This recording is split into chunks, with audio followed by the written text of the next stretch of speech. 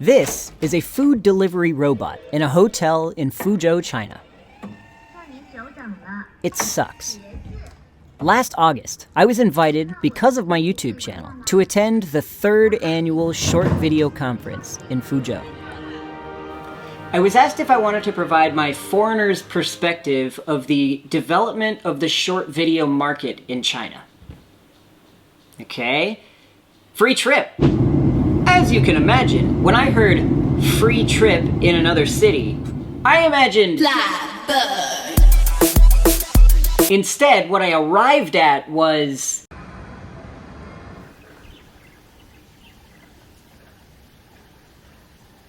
so all I could think was, of all places, why here? Cost?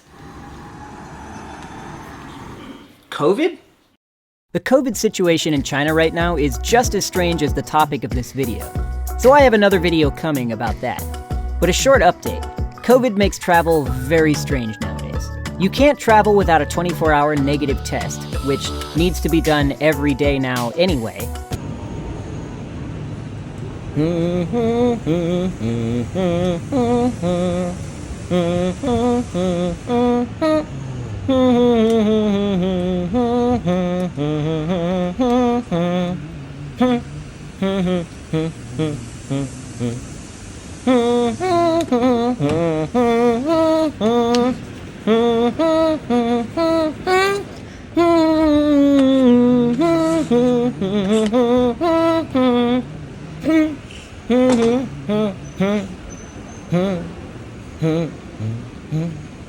Tested again upon arrival, and then when entering buildings, you're required to scan your green health QR code to prove that you've been tested. Anyway, upon arrival, I was given a welcome bag and brought to my hotel room. All right, masks, just what I needed. Welcome to Fuzhou. The next day was the first day of the conference. The number of high-profile people here was such a stark contrast to the low-profile nature of the completely dead area of the city. The heads of Chinese TikTok, Kuaishou, which is basically Beijing North People TikTok, Tencent's WeChat channel, which is basically Tencent TikTok, and Baidu's Haokan Shiping, which is basically Baidu TikTok, were all there to give talks. Side note, Haokan Shiping is probably the least creative name I have ever heard. It literally translates to good to watch video. Like if you were to say, hey, do you like that TV show?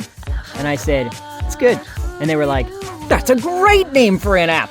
Good video! The conference began, as most large organized events of this nature do, talking about what's been accomplished and how many daily active users are on the platform and how many hours of content are uploaded each day, etc. But the one thing I was still unsure of was, what was the point of this conference? So I asked, and the answer I got was, it's a forum to discuss how we can use China's short video platforms to improve the image of China in the eyes of the West. After some more questions, I understood that everyone attending the conference is well aware of the rules set by the Chinese government. There was no option to just close the gap between Chinese and Western platforms. Essentially, no YouTube in China. So, they're looking for what they can do instead to increase the amount of Chinese-made content that reaches foreign eyes. This is one of the reasons that China is such a strange place and that no one understands China from the outside or the inside. It's the reason that people will write books about how the Chinese government is going to collapse and like the economy is failing and the market's about to implode and that nothing happens.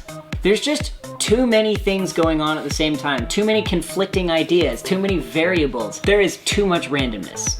Youku, one of the huge video sharing platforms in China, is not accessible from the US without a VPN. YouTube is not accessible from China without a VPN. Both companies, however, would absolutely love the influx of users from the other countries, but are blocked from that audience because of laws. In China, companies larger than a certain size are required to have party members on staff that essentially make sure that they follow all the regulations properly. But the people who do that job are not in charge of creating those regulations. And they're still technically working for the private company, even though they're also working for the government. So it's a government position inside of a private company, which means they still have an incentive for that company to do well. So we have government officials that make rules that then government officials have to work around in order to achieve their goals. This puts officials that are trying to get out to the world in a really tough spot. Someone like Li Ziqi, this Sichuanese girl who makes amazing content and has, I think, 17 million subscribers on YouTube, is actively breaking the law in order to make that content available on YouTube. But how can she do it legally? The rules are designed to prevent outside ideas from getting in, but unfortunately they also serve to prevent inside ideas from getting out. And regardless of what you think about the Chinese Communist Party, this is the solution that they've chosen to a problem that we are now dealing with in the United States. If you want to regulate speech, someone has to make the rules. Let's say there was an earthquake and a bridge collapses. 600 people die. Whose fault was it? Was it the contractor who built the bridge?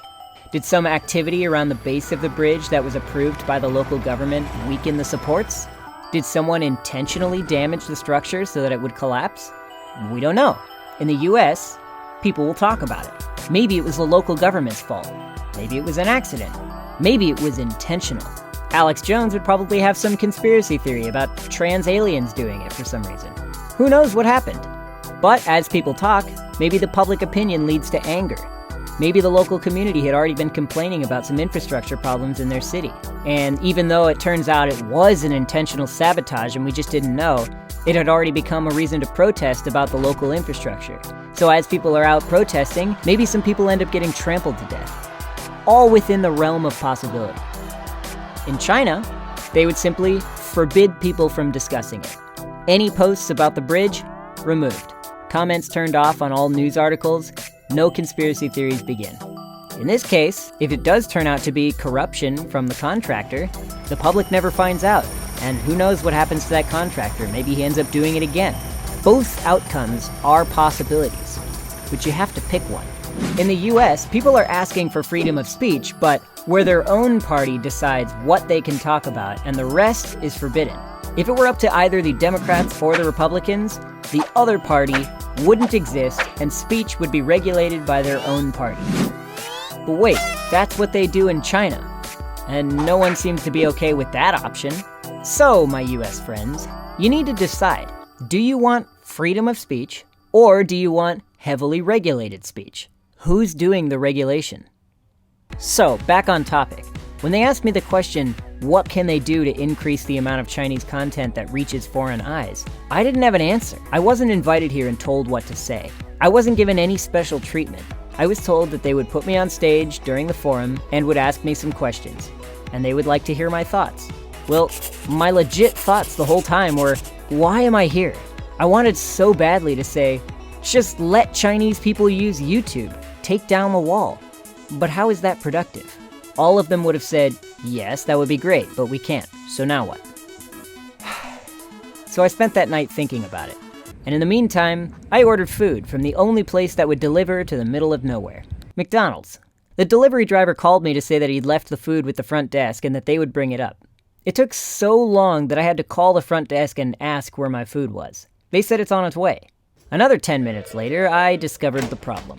Yeah, a perfect example of automation replacing something that really didn't need replacing. Fail. The next morning, I still didn't have an answer.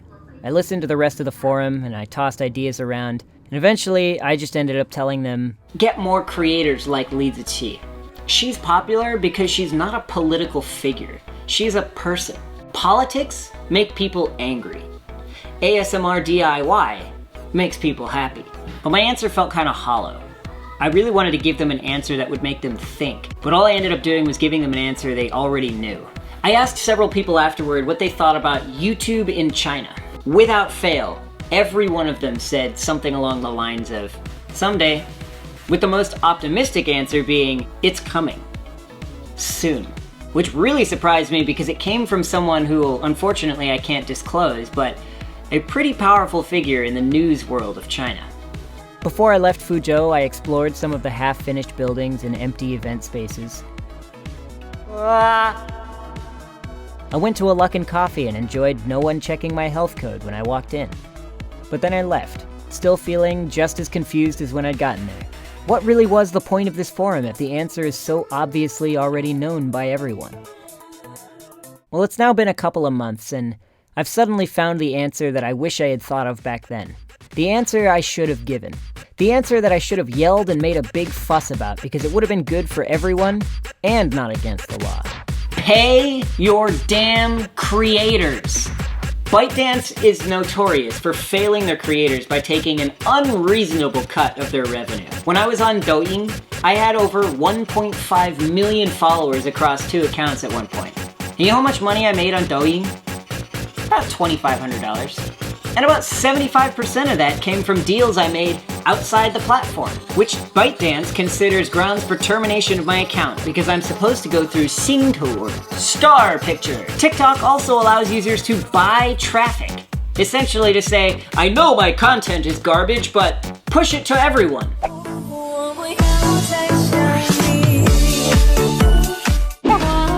那年我双手插兜，不知道什么叫做对手。 During my time on that platform, I was invited to countless groups where ByteDance would pay other companies to find creators and get them to post content on their platform in exchange for money per views.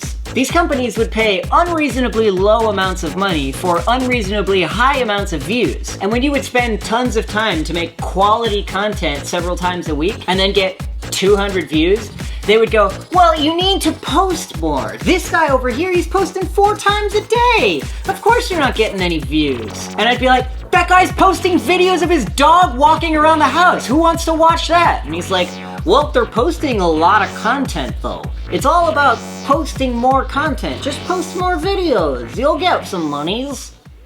If you pay your creators enough to make a living, they will have more time to improve their craft. This leads to better content that can spill over into movies and television. Convince Western audiences to use their Express and NordVPN services that all the YouTubers are touting to get content from China. That's how you bridge the gap. TikTok encourages low-quality content.